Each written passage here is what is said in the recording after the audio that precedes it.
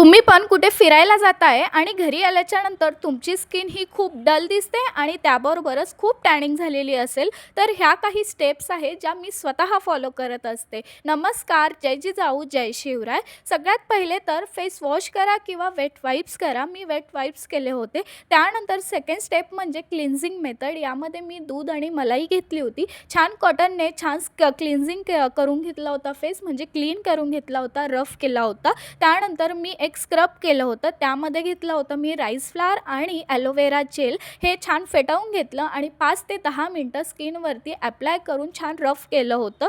हे काही स्टेप्स आहेत ज्या तुम्हीही फॉलो करा. खूप छान रिझल्ट आहे. तुम्हा सगळ्यांना तर माहितीच आहे, मागच्या वीकमध्ये मी एका ट्रिपवरनं आले होते. तर त्या ट्रिपवरनं आल्याच्यानंतर माझी स्किन ही खूप डल झाली होती आणि त्याबरोबरच उन्हामुळे भरपूर टॅनिंग झाली होती. तर ह्या काही स्टेप्स मी स्वतः फॉलो करते. त्यानंतर मी फेस पॅक केला होता. त्यामध्ये राईस फ्लॉवर, थोडंसं दूध आणि एक विटॅमिन ईची कॅप्सूल ॲड केली होती. ही क्वांटिटी मी माझ्यानुसार घेतली होती. तुम्ही तुमच्या क्वांटिटीनुसार घेऊ शकता. विटॅमिन ईचं तर पूर्ण पॅकेट आहे माझ्याकडे. ज्यावेळेस मला काही यूज करायचं असतं त्यावेळेस मी नक्कीच विटॅमिन ईची कॅप्सूल यूज करत असते. खूप बेनिफिट्स आहे. एकदा ह्या काही रेमेडीज तुम्हीही नक्की फॉलो करून बघा.